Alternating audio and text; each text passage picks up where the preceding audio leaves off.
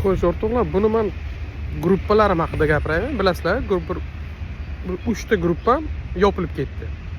Bu o'zi ikkinchi martada shunaqa bo'lishi. Endi hozir mana bu ikkita gruppada meni ko'p odamlar taniydi, biladi, yillar davomida kuzatib kelgan odamlar.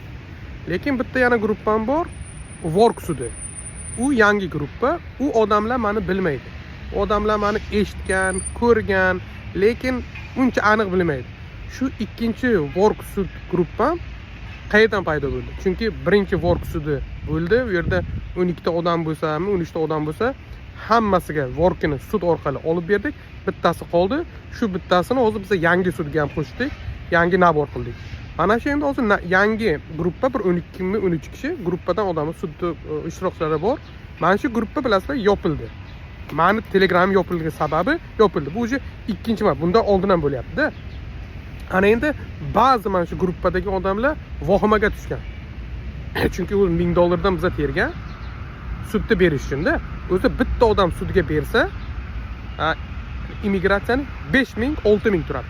Bitta odam sudga bersa, mana siz masalan workingiz kelmadi yo green cardingiz kelmadi, любой nimadan so'rang, advokatga boring, agar u qo'lidan kelsa sudga berish. Qo'lidan kelganlari kamiga 5000 oladi, atak $6000 oladi bitta odam uchun. Bu yerda hamma o'zbeklarga yordam qilaylik-da, advokat bilan gapirib, shu baribir bitta narsa, bitta nima, shu 1000 dan nima qilib odam terib bitta qilib berdi. Uni masalan kelishganman.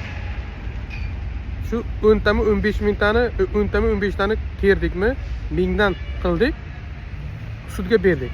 Ana endi shu 15 ta odamda, ili 10 ta odam birozi bitta o'zi agar alohida sudga bersa, 10 ta odamniki 50 000 bo'lishi kerak kamida. $50 000 da. Agar advokat ishlayman desa.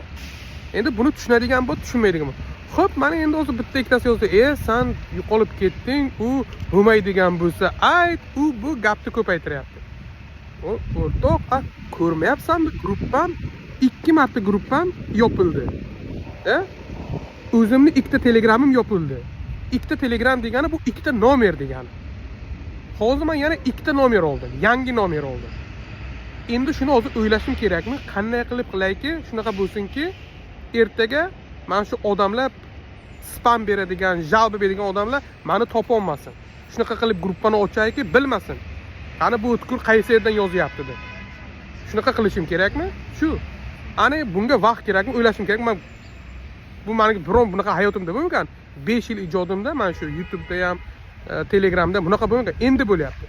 Demak, to'g'ri yo'lda men. Demak, kimdirga men xalaqit beryapman. O'zi bunaqa blok bo'lmaydi-ku. To'g'rimi? Agar biror mashinnik bo'lsam agar, odamlar oladigan, o'sha davno qamoqda bo'lardi. Masalan, qamoqda bo'lardi. Shu. Endi shuning uchun bu любой sudda mana ularga aytganman, o'z sudga topshirganimizga hali bir 10 kun bo'lyaptimi, 2 hafta bo'lyaptimi, da? Aytganman-ku, sudga topshirdingmi? 2 oy vaqt bor.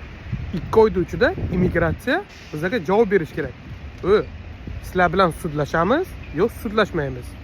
Mana o'sha 2 oydan keyin boshlanadi. Bizga emas. Nimaga? Bizga ham, lekin sudyaga ham. Chunki 2 oydan keyin o'sha sud kuni belgilangan. Sud kuni emas, javob. Qani immigratsiya nima qiladi? Worklarni beradimi?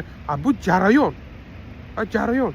Yo'q, jarayonni tushunmaydi desam ham boshqa gap. Mana kimdi mana bu Meksikaga kelgan odamni kimdi masalan keldi-yu, individual sudi 2 oyda bo'ldi, yo 3 oyda bo'ldi. Kimniki?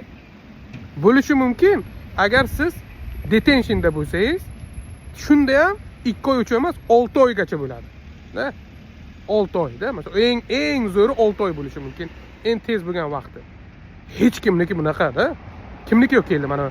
Birdan master bo'lmasdan individual bo'lganlar bormi? Yo, master necha marta bo'lgan? Odamlarning agar master qilgan bo'lsa, 2-3 marta bo'ladi. Bu hali sudga topshirganimizga hali 2 hafta bo'lgan. O'zi bu menga jalba qilgan bola, o'zdan yo'qolib ketdik. Meni endi qo'pol bo'lsam zaybat qilgan odam mana shu. Pulini ham beraman, bermayman. Birinchi qismini hozir beraman, ikkinchi qismini keyin beraman. Bitta o'rtog'im bunaqa deyapti, unda o'rtog'im bunaqa deyapti. O'zim Instagramga qo'yib yozdim aytadigan gaplarimda. Shu.